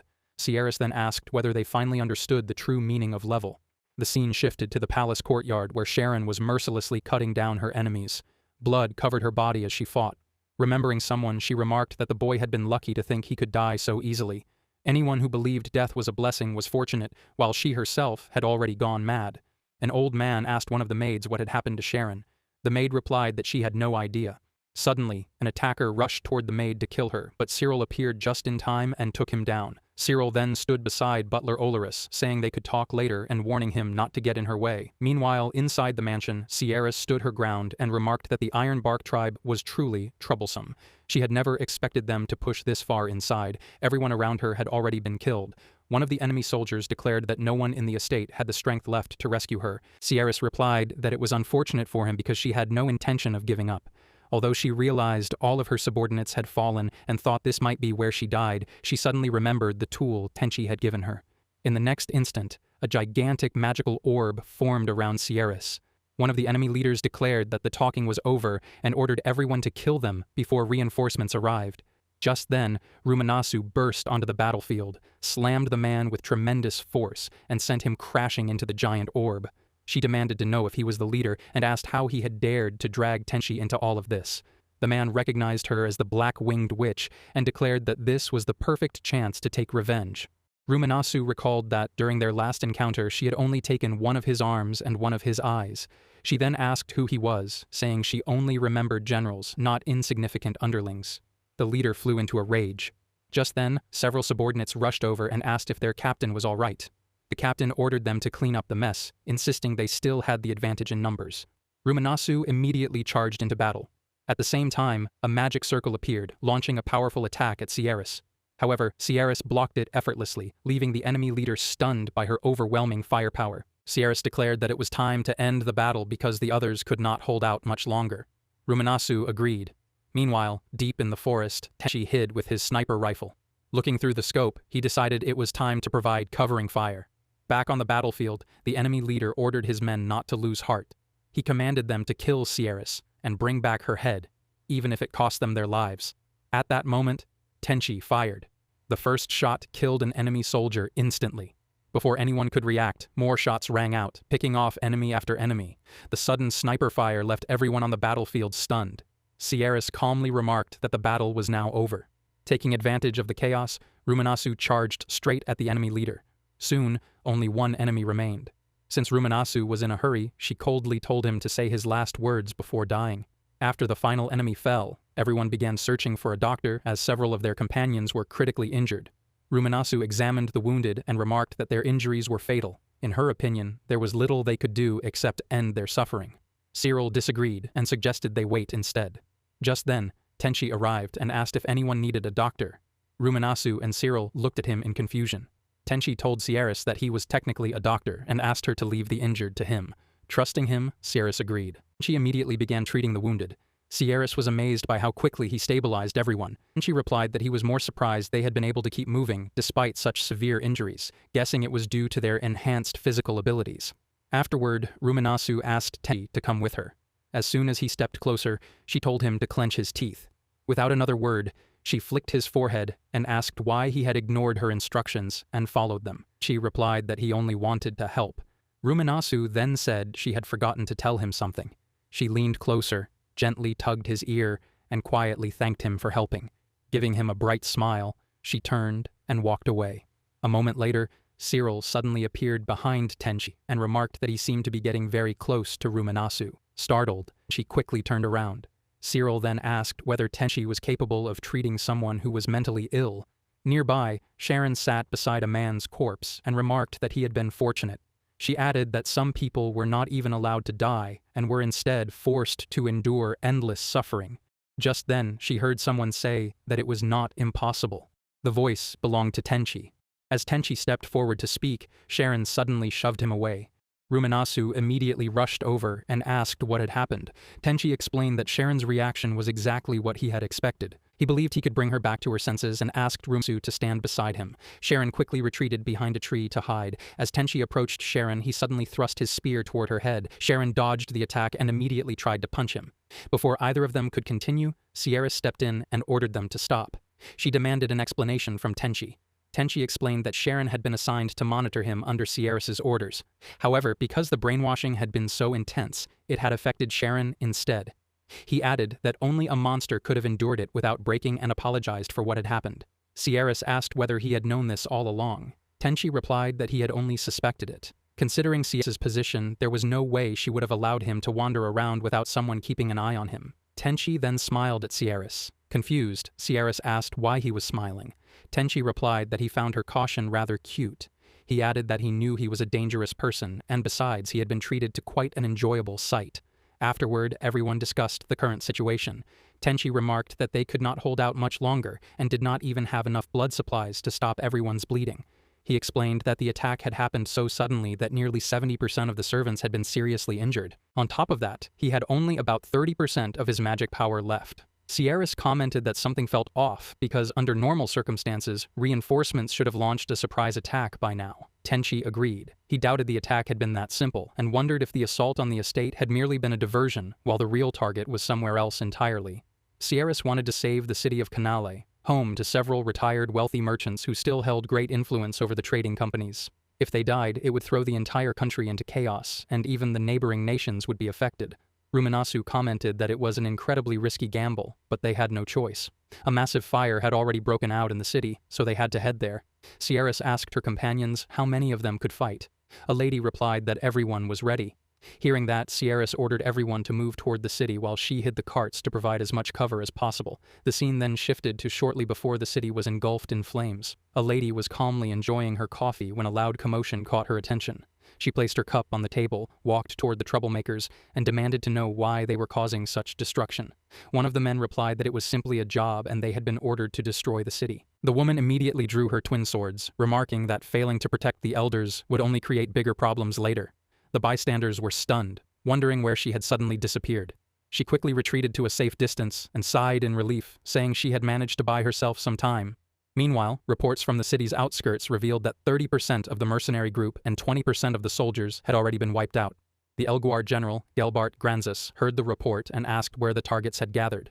A man reported that everyone had gathered at the north gate. He explained that if Gora won, they could launch a pincer attack. Even if he lost, Agar would still buy enough time to deal heavy damage to the city. Gora believed this opportunity had been created through countless sacrifices, so they had to make full use of it. Someone then asked if the woman had returned. Gelbart replied that it was impossible, as yesterday's reports confirmed she hadn't even crossed the border. Just then, a panicked soldier rushed in and reported that Sierras was leading her troops toward the city. He added that the Black-Winged Witch and the Bow Princess were also heading straight for their camp. The news shocked Gelbart. The soldier further reported that no unit was chasing them. After hearing everything, Gelbart declared that he would go and get the blazer. Meanwhile, Ruminasu observed the battlefield from the sky. There were no enemies near the refugees, but a massive force of mercenaries, adventurers, and guard soldiers had gathered around the city. Suddenly, Gates called out to her. Ruminasu quickly descended and asked about the situation. Gates explained that Elgard had hired countless adventurers and mercenaries, and nearly everyone involved in the drug trade had become their enemy. Scarlet interrupted, saying they could talk later since defeating the enemies came first. Ruminasu felt immense pressure because she couldn't fly during the battle like before, leaving the covering fire entirely to Cyril. Meanwhile, Tenchi flew overhead on the emergency escape rocket, surveying the battlefield. He saw Sierras leading their allies near the East Gate, while Ruminasu and the others pushed the enemy back. But with such overwhelming numbers, he knew some enemies were bound to slip through. Tenchi knew sniping from the sky would have been easier, but without a way to hide himself, he had no choice but to enter the chaotic city and provide cover from the ground. Ever since arriving in this world, his life had been constantly at risk. He eventually landed near the East Gate. The landing wasn't smooth, but he quickly memorized the best sniping spots and escape routes. The city was huge, and his lack of physical training made moving around much harder. Suddenly, Tenchi heard a child crying.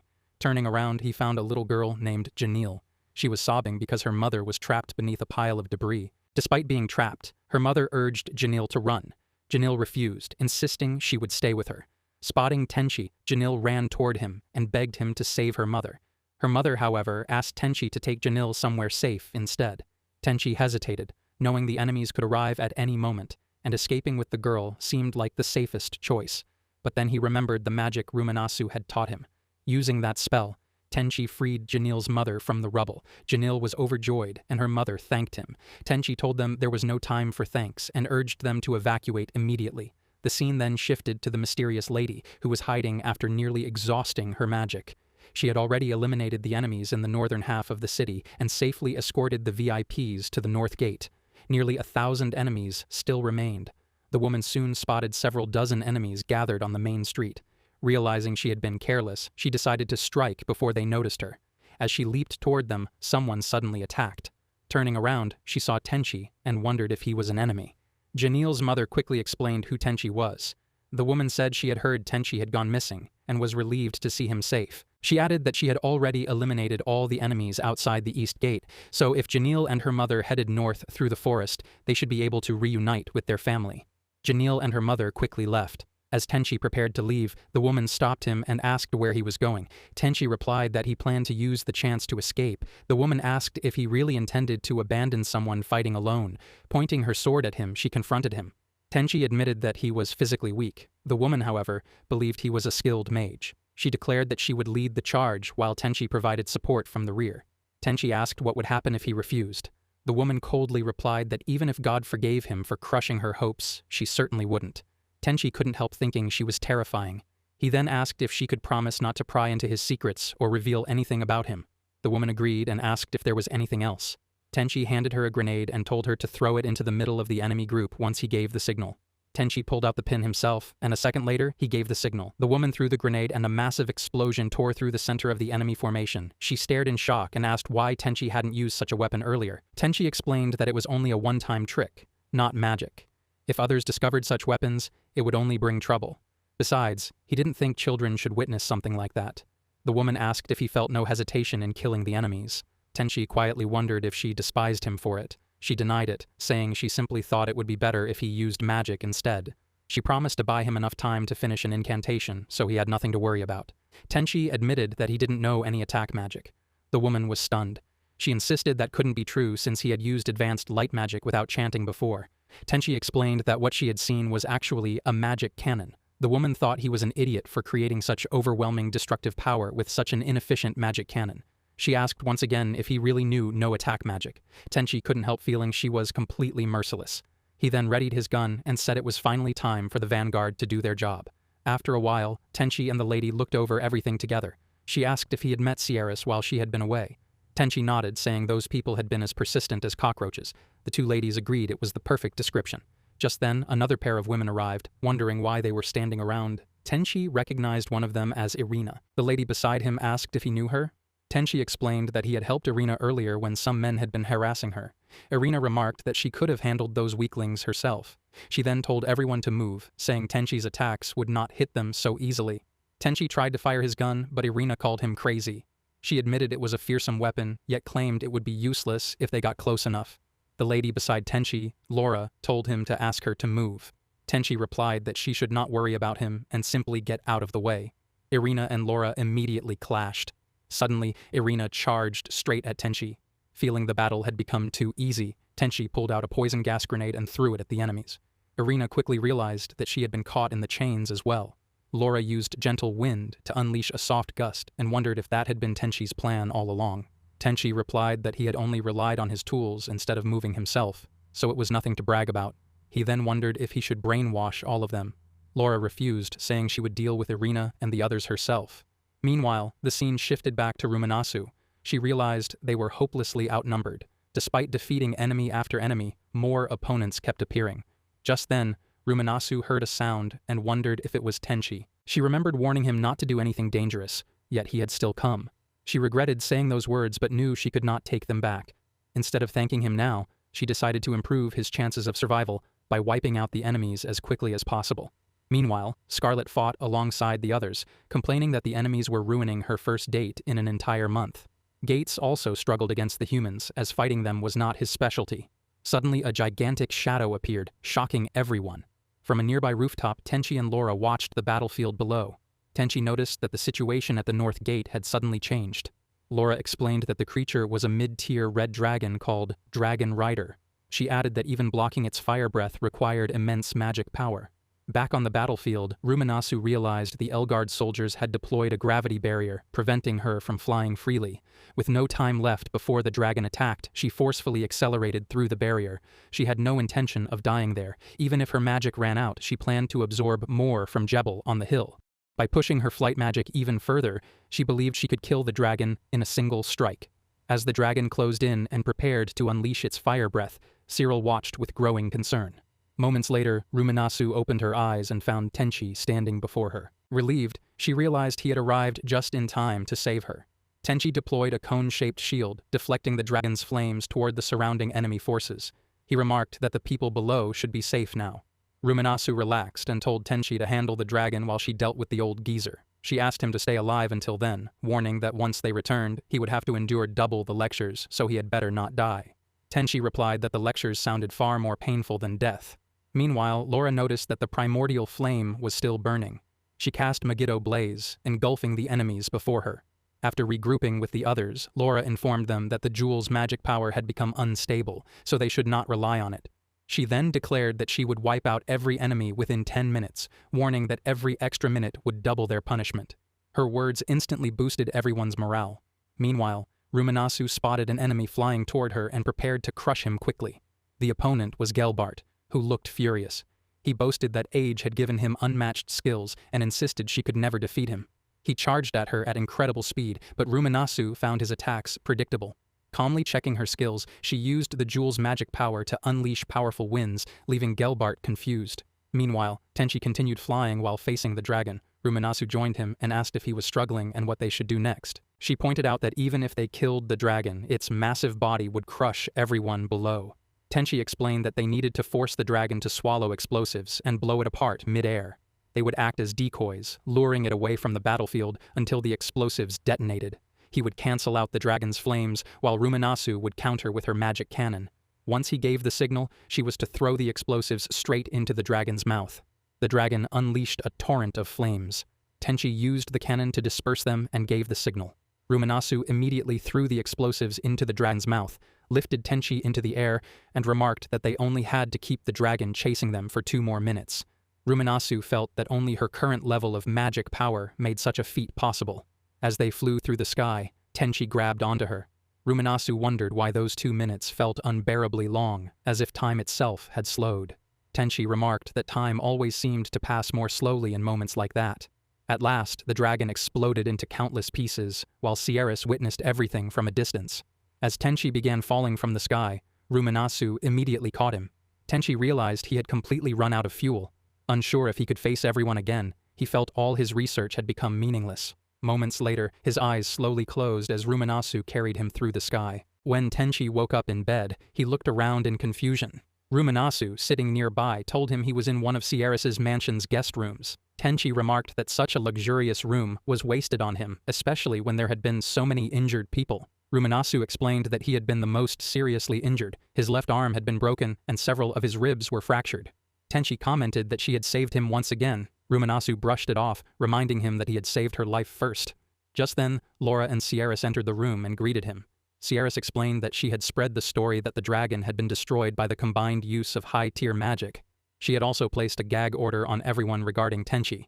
Though keeping them quiet about the red medicine he had given her subordinates had been difficult, Tenchi realized the red medicine was actually the blood he had used for transfusions, and that blood transfusion technology likely did not exist in that world. Ruminasu assumed Tenchi was being criticized, but Sierras instead thanked him and, in return for keeping his secret, offered to grant him any request. Tenchi first expressed his gratitude for everything. Just then, someone knocked on the door. Laura answered it and informed Tenchi that the people he had saved had come to visit him. Tenchi found Janil's mother, and the florist waiting for him. They thanked him for saving Janil and his grandson. The florist then handed Tenchi the Xeon Schreitz flower he had requested. The old florist glanced at Laura and jokingly asked why she could not learn from an honest man like Tenchi. Laura explained that she had knocked Harold unconscious so he could be evacuated safely after he tried to run off in search of his family. She had then left him with the other elders. Harold grumbled that by the time he woke up, he had already been stuffed into a burlap sack. Turning to Sierras, Tenchi admitted he had assumed the old man was one of the canal's elders. The old man laughed, saying he was just a florist. He explained that the next day was his wife's death anniversary, and his family would take him to remember her. There was no grave, however, because his wife had asked him not to build one. Instead, she wanted him to place beautiful flowers every year in her memory. After everyone left, Sierras asked Tenchi if he had any requests. Tenchi asked for a vase, preferably one that would make the flowers look even more beautiful. Sierras encouraged him to ask for anything else. Tenchi then requested that no one enter his room the following day. Inspired by the florist's story, he wanted to spend the day quietly with the flowers in memory of his own late wife. The following day, Tenchi sat alone in his room, carefully arranging the flowers in the vase. As night fell, Tenchi quietly gazed out the window. A while later, Ruminasu appeared outside and greeted him. Tenchi asked if the date had already changed. Su nodded, saying it had been over an hour since midnight, and asked if she could come in. After entering, she quietly asked why he had done something so reckless. Tenchi admitted that, for a moment, it had almost been as if he had wanted to die. He explained that he had been intoxicated by the desire to become a hero without recognizing his own limits. Then he asked if that answer satisfied her. Ruminasu shook her head. She insisted Tenchi was not an idiot, saying that if he truly were, he would have revealed the secret of his magic long ago. Tenchi asked if she really wanted to hear his boring story. He began speaking about the failure that had haunted him for nearly 2 years. He explained that he had always believed he could fix any mistake. Blinded by that confidence, he overlooked his own flaws and eventually made an irreversible mistake. Ruminasu quietly asked if that mistake had taken his wife from him. Tenchi nodded, revealing that she had also been pregnant with their unborn child. He explained that the research responsible for the accident had been meant to create a happier future for their child.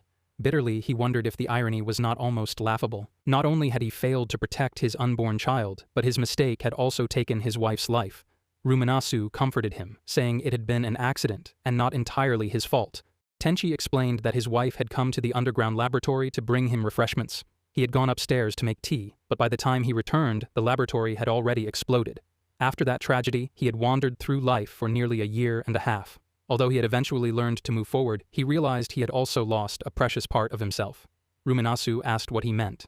Tenchi explained that he had lost his passion for research. He could no longer work as a researcher or find joy in scientific discovery. Without the work he loved, he wondered what the point of living was. He called himself nothing more than a dead researcher and a hopeless fool. Even so, Ruminasu gently told him she was simply grateful he had survived. Her words deeply moved Tenchi. She added that he was an incredibly valuable person whose presence helped everyone around him. Just then, Cyril knocked on the door and asked Tenchi to come outside for a moment. Ruminasu immediately disappeared. Cyril entered, relieved to find Tenchi still awake. Tenchi wondered if she wanted to talk about Ruminasu. Suddenly, he lost consciousness. When he woke up again, Cyril explained that Ruminasu had already gone to the Great Hall. She asked him to rest a little longer before getting ready for the next day's celebration. Confused, Tenchi asked what they were celebrating. Cyril explained that it was a victory banquet. Since it was a special occasion, even the servants had been allowed to join, and she encouraged him to enjoy himself. Scarlet was also among the many guests. Later, Cyril invited Tenchi to the terrace for a private conversation. Once there, she admitted that something had seemed strange from the very beginning. Her sister had claimed to have found Tenchi wandering through the meadow, but if that were true, he somehow had been carrying an enormous amount of fruit by himself. Combined with the unusual tools he had used during the battle, Cyril concluded that Tenchi likely possessed the rare creation attribute, an ability that allowed its user to create objects from nothing in exchange for magic power. Cyril then asked if her conclusion was correct. Tenchi admitted that she was right. He explained that only Ruminasu and Cyril knew about his ability and asked her to keep it a secret. Cyril readily agreed, assuring him she would never reveal someone else's secret. She then sincerely thanked Tenchi for saving Ruminasu. Although she had been unable to do anything during the battle, she told Tenchi he should be proud for standing against a dragon. To her, he was a true hero. Afterward, Tenchi returned to the party, where he met Laura and Sirius again. Laura thanked him for all the support he had provided during the battle. She said the fact that there had not been a single casualty was largely thanks to him. However, Tenchi humbly replied that Laura had contributed the most, while he had only supported her. Laura insisted his contribution had been far greater than simple support and admitted there were no words to express her gratitude. Sierras joked that if Tenchi had not kept Laura's early return from vacation a secret, she would have publicly praised her dedication. Laura shot back that it was Sierras' fault for never taking proper vacations herself. After that, everyone continued enjoying the celebration. Once the banquet ended, Tenchi returned to the guest room to rest. A little later, Ruminasu arrived in a fresh set of clothes and asked how he had enjoyed the party. Tenchi replied that he had enjoyed it greatly and that all the food had been delicious. After chatting for a while, Ruminasu suggested they spend some time together. As their conversation continued, she admitted it might not have been her place to say it, but she did not believe Tenchi had any reason to think he no longer deserved a normal and happy life. Tenchi replied that there was no way he could enjoy the rest of his life after causing the deaths of his wife and unborn child. Ruminasu gently asked if he truly believed his wife hated him. Tenchi answered that she could never forgive the man whose mistake had taken her life while he had only wanted to make her happy. Ruminasu quietly said she did not believe his wife would have wanted him to spend the rest of his life in misery. She understood the pain of losing both a wife and a child. More than anything, she believed his wife would have wanted him to forgive himself for being unable to prevent the tragedy. She pointed out that Tenchi refused to forgive himself because he believed he no longer deserved happiness. Overcome with emotion, Tenchi asked what she expected him to do. Was she telling him to forget his wife and child and simply live happily? At that moment, Ruminasu realized he was finally showing his true feelings. She explained that Tenchi had an incredibly strong heart, but because of that strength, he had always carried every burden alone. As a result, he had never learned how to face pain that was too great to bear. She gently told him that it was okay to cry. Constantly forcing himself to endure such unbearable sorrow only made the pain even deeper. Tenchi quietly leaned back and insisted that men did not cry. Without another word, Ruminasu stepped closer and wrapped him gently in her wings. Unable to hold back any longer, Tenchi finally broke down in tears. He apologized, saying he could not change because that was simply who he was. He also admitted that, once again, he owed her his gratitude.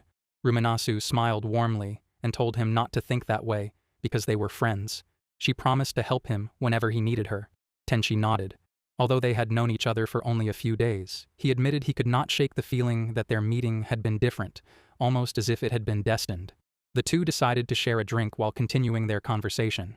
Ruminasu remarked that if they drank slowly, a single glass could last nearly an hour. Smiling, they raised their glasses once more and toasted to their friendship. One morning, the scene opened in Sierras' office, where she was talking with an old man. She explained that her schedule was packed with visitors and asked him to repair the office as quickly as possible. The old man looked troubled since the entire office had been destroyed. He wondered how he could restore everything, especially when the building had not even been completed a year ago before being burned down. Sierras apologized, and the old man explained that the building was designed to withstand ordinary attacks without even a scratch.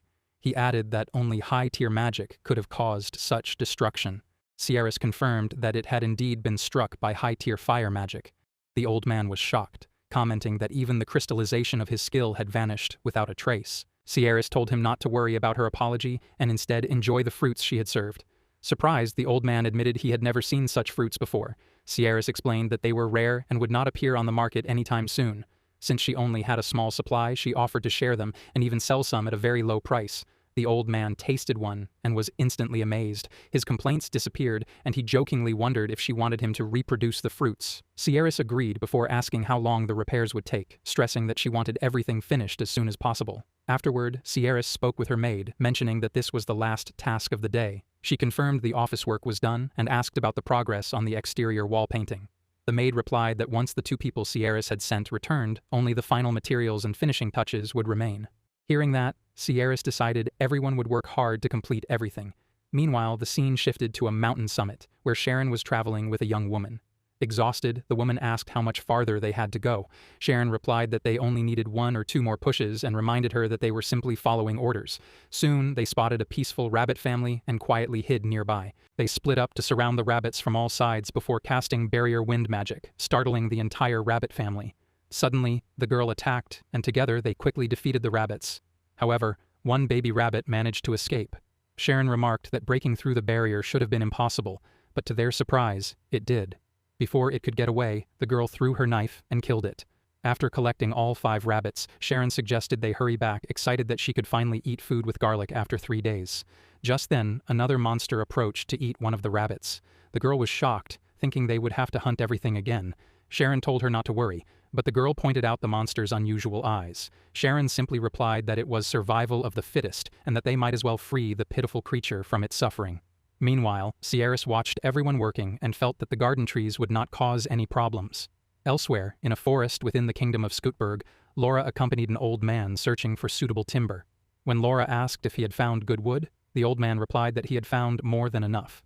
Just then, Laura spotted a group of dangerous crimson hornet bees and declared that such monsters had to be exterminated. Laura confronted the queen bee, remarking that it had been foolish to think a single high-tier spell could defeat her. The old man watched in amazement at her overwhelming strength. After the battle, Laura asked if the old man wanted that particular tree. He agreed, saying it would give the garden a dignified appearance. They decided to leave extra space while digging, and Laura prepared to uproot and wrap the tree, commenting that weakening it beforehand made the job much easier, even if the ability itself was terrifying. By nightfall, the exterior wall had been repainted and the day's garden work was complete. Sierras felt things were finally settling down after such a chaotic period. Meanwhile, Sharon was with the young woman, who insisted she was fine before asking if Sharon was all right. She remarked that Sharon's eyes looked frightening again and urged her to take a proper break. Sierras approached them and asked if something had happened. They assured her it was nothing serious, and Sharon agreed. The scene then shifted to the restaurant, Little Happiness, where Gates was speaking with his mother. She said that despite the recent disaster, things seemed to be returning to normal. Gates disagreed, explaining that all the adventurers had disappeared at once, and if the situation continued, low-level monsters would soon become more active. His mother reminded him that he was already a B-rank adventurer and close to reaching A rank, asking him to handle the situation. Gates agreed, but admitted that the area was far too large for one person to manage alone. Afterward, Gates decided to rest for the remainder of the day. They also talked about the 3 adventurers Tenchi had brainwashed into working for the city. Gates mentioned that they had greeted him that morning, commenting that Tenchi's brainwashing ability was truly terrifying. Meanwhile, Sierras and Laura arrived at Little Happiness. The owner asked what brought Sierras there. She replied that she wanted to discuss a small matter with Gates before ordering the pork short set with bread, while Laura ordered the chicken soup set with bread. After taking their seats, Gates asked what they wanted. Sierras explained that she simply wished to thank him for joining the previous battle. Gates smiled and replied that no thanks were necessary since he had fought without even knowing what was happening. Sierras added that she had expected Gates's response, so she had prepared a small token of gratitude. Since his long-awaited date had been ruined while Scarlet was busy working, Sierras said she had pulled a few strings. She informed him that Scarlet was nearby, handed him a letter, and asked him to deliver it. Overjoyed, Gates immediately rushed off. Just then, his mother arrived with their food and wondered where he had gone. Sierras smiled and explained that he had gone to continue his date with the apprentice. Meanwhile, Scarlet was handing out sweets, assuring everyone there was enough for all. An old man thanked her, saying the children had finally started smiling again after everything they had been through. Scarlet replied that the credit belonged to Sierras, as she was only carrying out her orders. She explained that Sierras had organized everything because she couldn't help directly and wanted to cheer up the children. Scarlet admired how thoughtful Sierras had been to notice they still hadn't recovered. Just then, Gates arrived and called out to Scarlet. Surprised, she apologized, saying she was busy and didn't have time to talk. Gates pointed out that she had already finished distributing the sweets and asked if she still had more work. Scarlet replied that Sierras would probably give her new orders soon. Realizing the letter must contain those orders, Gates handed it to her, explaining that Sierras had asked him to deliver it. Scarlet opened the letter. It instructed her to enjoy a date with Gates and not return until noon the next day. It also included $80,000 for their fashion outing. Scarlet was genuinely surprised. The old man remarked to Gates that Sierras was truly like a saint. Gates, however, simply smiled and said they should enjoy their date instead of letting Sierras's thoughtfulness go to waste. The two headed to an open grassland to relax. Gates rested with his head on Scarlet's lap, enjoying the peaceful moment. After some time, he asked the time, and Scarlet replied that it was around 3 o'clock before asking if he was hungry. Gates stood up, saying he had become stiff from lying down and wanted to stretch a little. Scarlet suggested they return to Canard since she needed to buy groceries for dinner. Just then, a few monsters appeared. When Scarlet asked what he would do, Gates replied that if monsters came at them, there was only one answer: to attack. He rushed forward and swiftly cut down all 3. Impressed, Scarlet commented on how much stronger he had become. Gates explained that completing 10 low-rank hunting requests the previous day had made defeating monsters like these easy. At that moment, the 3 brainwashed adventurers arrived and apologized for causing trouble. Gates told them it was nothing unusual. Scarlet asked if they were his acquaintances. Gates explained that they were the ones who had once saved his mother. He then apologized to Scarlet and asked her to head back first because he wanted to train them for a while. Confused, Scarlet asked why. Gates explained that low-level monsters had recently become more active, and since the 3 adventurers had started taking their duties seriously, he wanted to help them become even more useful. Though slightly annoyed, Scarlet told him to come to her house by 9 o'clock. Gates agreed, and Scarlet warned him not to be even a little late. He nodded before leaving, while Scarlet smiled and said she would prepare a delicious dinner and wait for him.